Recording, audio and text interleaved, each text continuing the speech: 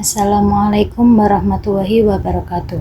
Sebelumnya, perkenalkan saya Tinwarul Amalia dengan NIM akhir 113 akan sedikit memaparkan mengenai teori Abraham Maslow. Video ini dibuat guna untuk memenuhi tugas akhir semester mata kuliah Psikologi Kepribadian yang diampu oleh Bapak Ahmad Fadil MPC.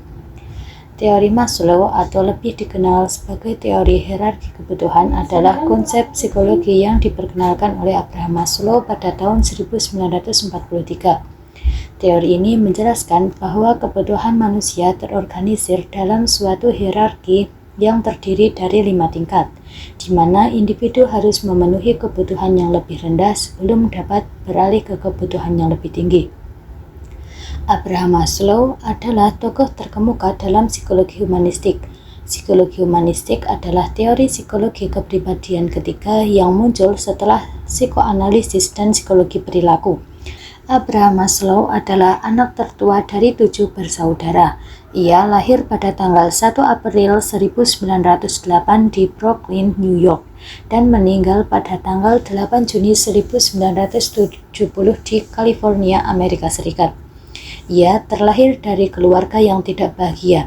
Bapaknya seorang pemabuk dan senang berkelahi.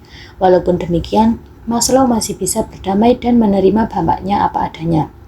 Sedangkan kepada ibunya, ia sepertinya tidak mau menerima dan memaafkannya. Ibunya digambarkannya sebagai ibu yang penuh kebencian, tidak memiliki rasa sayang dan kehangatan.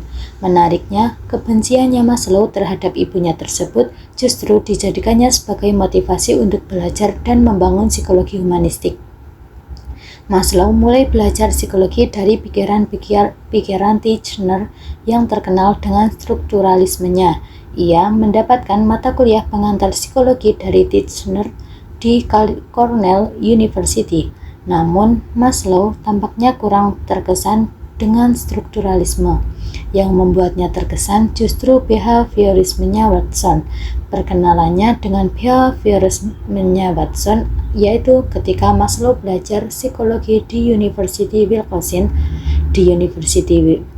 of Wisconsin inilah Maslow mendapatkan gelar bachelor-nya pada tahun 1930, gelar master pada tahun 1931, dan gelar doktor pada tahun 1934.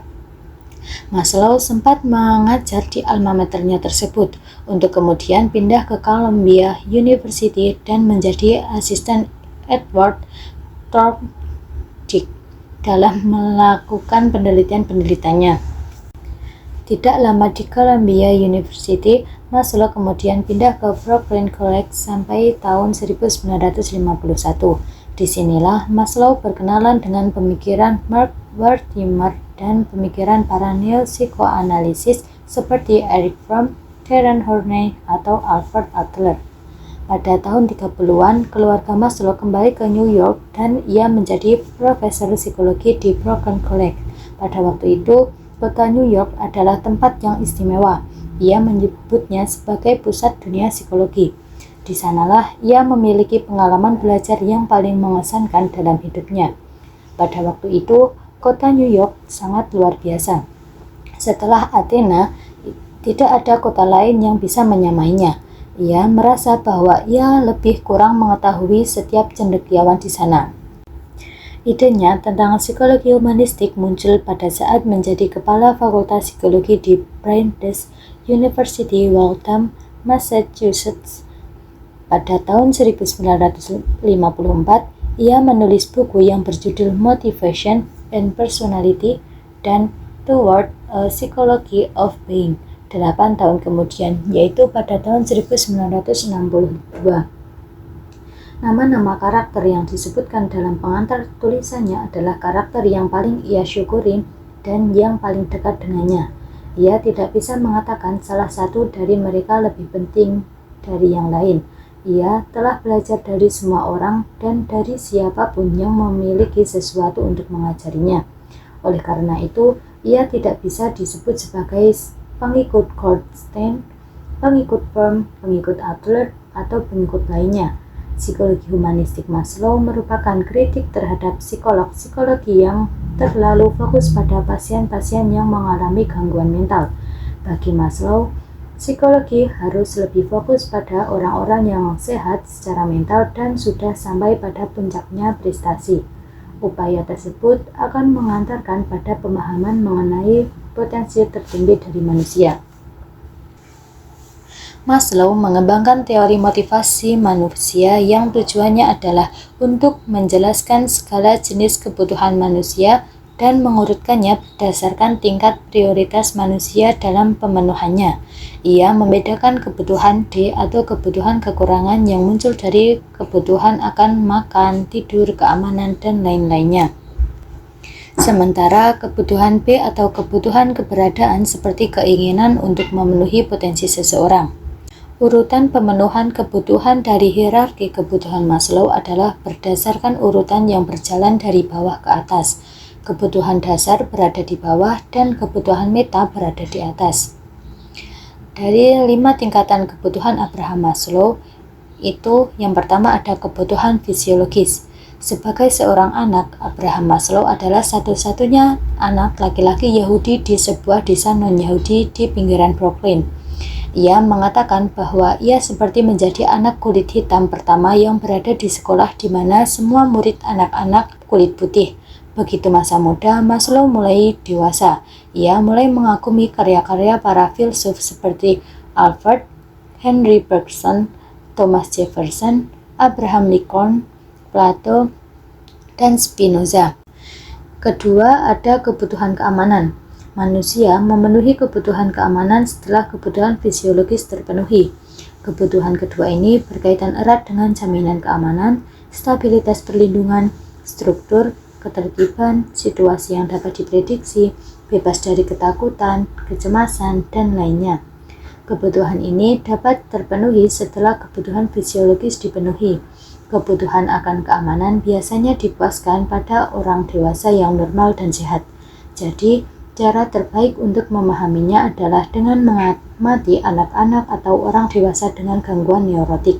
Yang ketiga ada kebutuhan akan kepemilikan dan cinta. Kebutuhan akan kasih sayang adalah kebutuhan untuk mengejar kasih sayang dari orang lain seperti keluarga, kerabat, dan kekasih. Selain itu, seseorang akan berusaha mencapai tujuan ini dengan menjadi bagian dari kelompok. Namun, ketika seseorang masih merasa lapar, ia mencemooh cinta sebagai sesuatu yang tidak nyata, tidak perlu, atau tidak penting. Dengan kata lain, ketika kebutuhan fisiologis dan keamanan terpenuhi, kebutuhan akan cinta, kasih sayang, dan rasa memiliki muncul. Lalu yang keempat ada apresiasi kebutuhan.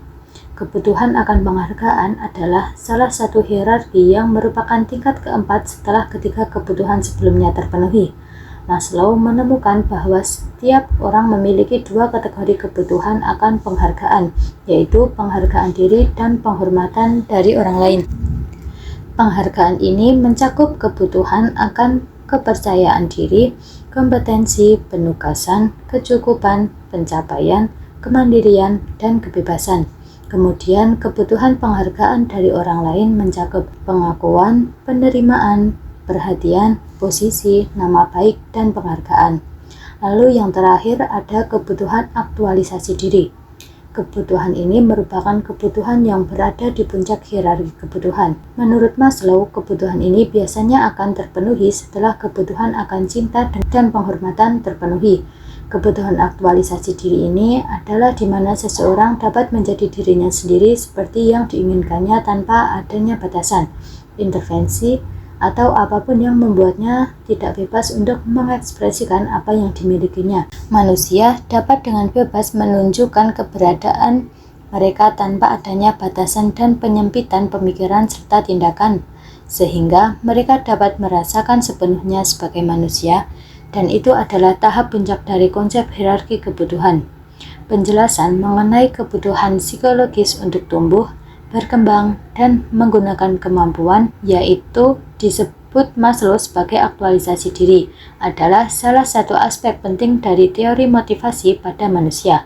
Ia juga menggambarkan kebutuhan ini sebagai keinginan untuk sepenuhnya menjadi diri sendiri berdasarkan kemampuan yang dimiliki. Ia menemukan bahwa kebutuhan aktualisasi diri biasanya muncul setelah kebutuhan akan cinta dan penghargaan terpenuhi. Lalu ada 3 kebutuhan lainnya. Yang pertama itu ada kebutuhan estetika, yaitu mencakup keinginan untuk menikmati keindahan dalam berbagai bentuk seperti seni, musik, arsitektur, dan alam. Ini adalah bagian dari aspirasi tertinggi individu untuk mencapai kepuasan emosional dan intelektual. Menurut Maslow, kebutuhan estetika berada di atas kebutuhan kognitif dan sebelum kebutuhan aktualisasi diri dalam hierarki kebutuhan. Ini menunjukkan bahwa setelah seseorang memenuhi kebutuhan dasar seperti fisiologis, rasa aman, cinta, dan penghargaan, mereka mulai mencari pengalaman estetis sebagai bagian dari pertumbuhan pribadi. Yang kedua ada kebutuhan kognitif, yaitu dorongan untuk memperoleh pengetahuan dan pemahaman. Ini mencakup keinginan untuk belajar, mencari informasi, memecahkan masalah, dan memahami dunia di sekitar kita. Kebutuhan kognitif berada setelah kebutuhan sosial atau cinta dan kasih sayang dan penghargaan, tetapi sebelum kebutuhan aktualisasi diri. Hal ini menunjukkan bahwa individu harus merasa aman dan dihargai sebelum mereka dapat sepenuhnya mengejar pengetahuan dan pemahaman. Lalu yang terakhir ada kebutuhan neurotik, adalah kebutuhan yang berkembang sebagai kompensasi atas ketidakpuasan terhadap kebutuhan-kebutuhan dasar seperti rasa aman, cinta, dan penghargaan.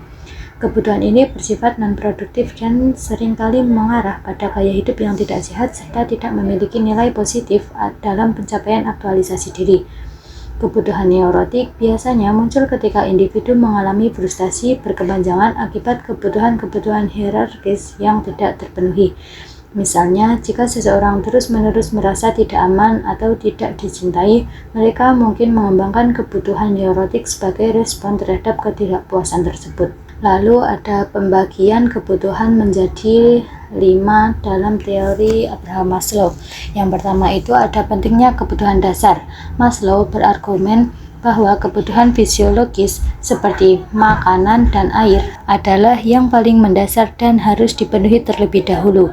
Tanpa pemenuhan kebutuhan ini, individu tidak dapat berfungsi secara optimal atau beralih ke kebutuhan yang lebih tinggi. Yang kedua ada hierarki kebutuhan. Teori ini menunjukkan bahwa manusia termotivasi untuk memenuhi kebutuhan yang lebih rendah sebelum dapat mengejar ke kebutuhan yang lebih tinggi. Misalnya, seseorang tidak akan mencari cinta atau penghargaan jika mereka merasa tidak aman atau kelaparan. Yang ketiga ada observasi perilaku. Maslow mengembangkan teorinya berdasarkan pengamatan terhadap perilaku manusia, mencatat bahwa individu cenderung memprioritaskan kebutuhan tertentu dalam situasi tertentu, seperti memilih untuk minum ketika haus sebelum mencari makanan. Lalu yang terakhir ada 2 jenis observasi. Maslow membedakan antara motivasi kekurangan dan motivasi perkembangan. Motivasi kekurangan mendorong individu untuk memenuhi kebutuhan dasar, sedangkan motivasi perkembangan muncul setelah kebutuhan dasar terpenuhi, mendorong individu untuk mencapai potensi penuh mereka. Sekian pemaparan materi yang dapat saya sampaikan mengenai Abraham Maslow. Saya mohon maaf apabila ada tutur kata yang salah, disengaja maupun tidak.